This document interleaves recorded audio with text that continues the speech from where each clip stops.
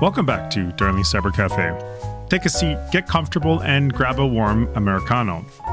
If you're a parent, you probably had this moment already, or you know it's coming. The question, when should I get my kid their first smartphone? For a lot of families, it doesn't feel like a major decision at the time, but it kind of just happens. A birthday, a hand-me-down, a safety reason, everyone else in their class already has one.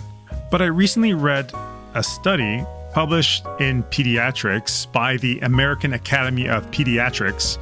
They took a step back and asked a different question. Not if kids should have a smartphone, but when they get them, and what that timing might mean later on in their development. Today, I want to walk through what that study actually looked at, what we already know from years of pediatric research, where privacy and cybersecurity quietly enter the picture, and most importantly, what parents can realistically do without banning technology or turning homes into surveillance zones. So wherever in the world you're listening from, this applies to all of us.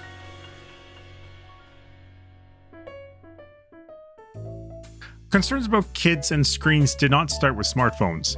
For years, pediatricians have raised flags about things like sleep disruption, attention issues, and how constant stimulation affects developing brains. That's not controversial. It's been studied and talked about for a long time. What has changed is personal ownership. A smartphone is not like one of those big CRT shared TVs in the living room back in the 90s. It isn't even like a family computer in the corner of the house. It's personal, it's always on, and it travels everywhere with them. That shift matters because it changes how early technology becomes tied to identity, habits, and emotional regulation, not just entertainment.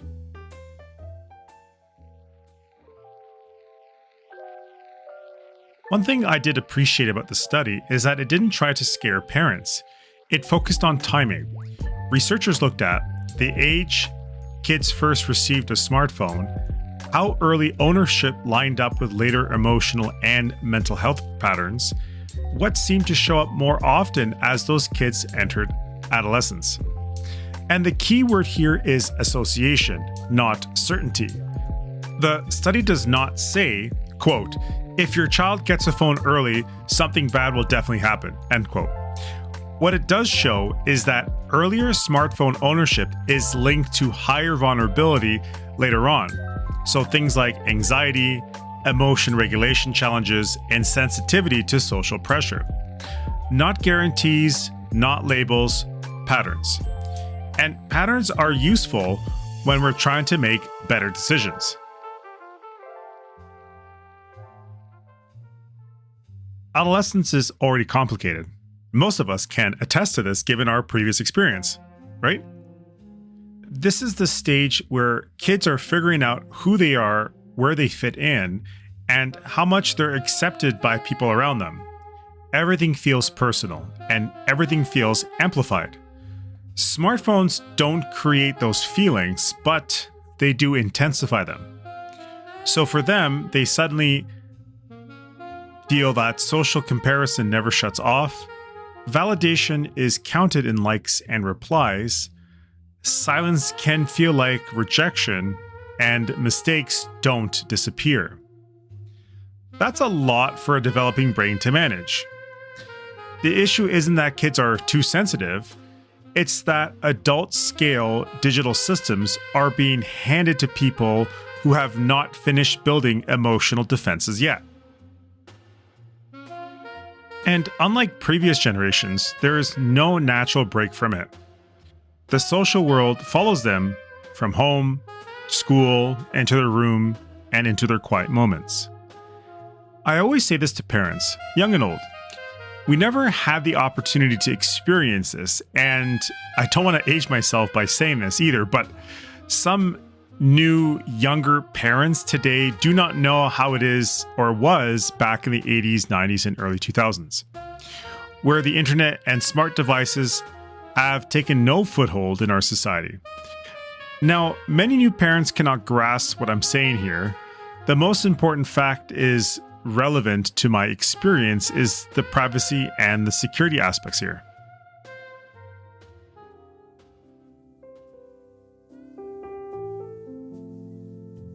This is the part that does not get talked about enough or is fully understood. Many parents think about this, and many are not tech savvy, which is why in my experience, I see kids taking advantage of their parents and, in turn, the internet taking advantage of kids. Understand, a child's smartphone isn't just a communication tool. It is a data collecting device, 24/7, 365 days a year.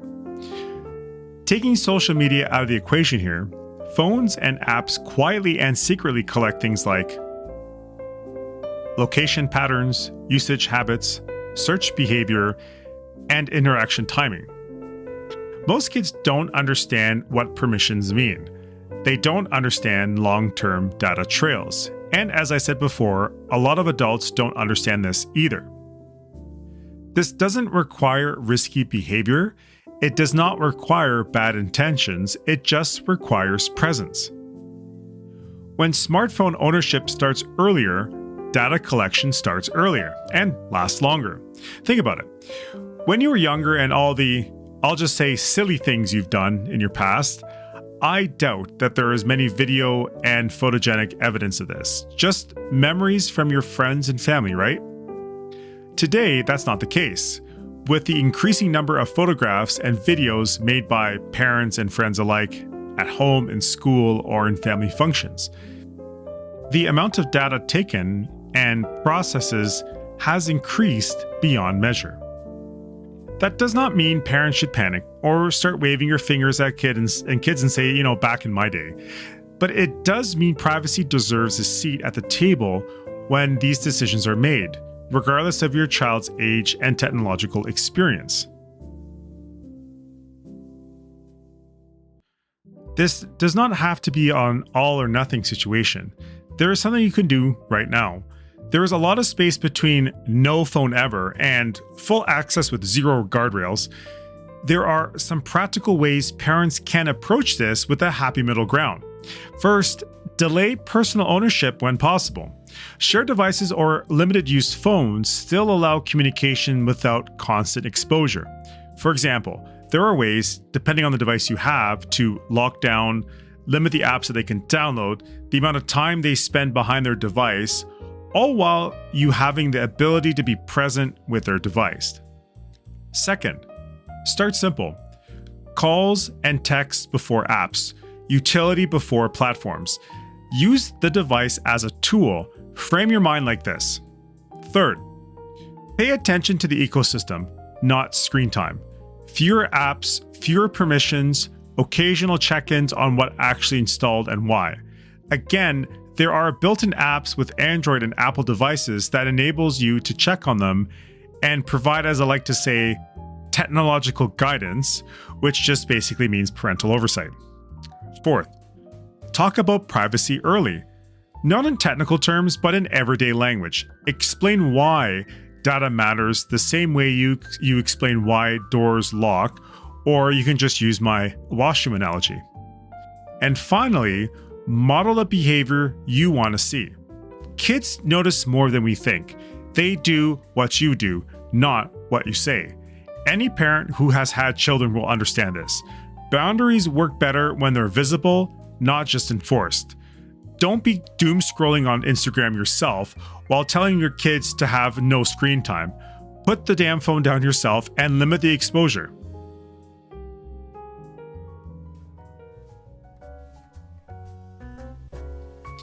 You'd be surprised that this study does not say smartphones ruin childhoods. What it suggests is something simpler and more useful, that timing matters. The earlier exposure shapes habits, and that waiting, even a little, can reduce unnecessary pressure. Technology is not going anywhere, but childhood does not need to rush to catch up. Let children be children, go play outside, explore in the mud, dress up as princesses, go on family bike rides. That bonding will make an impact instead of throwing an iPad in their face. Presence matters. Thank you for stopping by the Café today. This space is always open. not for noise or hot coffee takes, but for clear, grounded conversations that help you make better decisions for your own world. If this episode helped you think a little more clearly about first phone decision, pass it along to another parent who might be sitting with the same question. Until next time, stay curious, stay present, and remember, not everything needs to be connected to grow.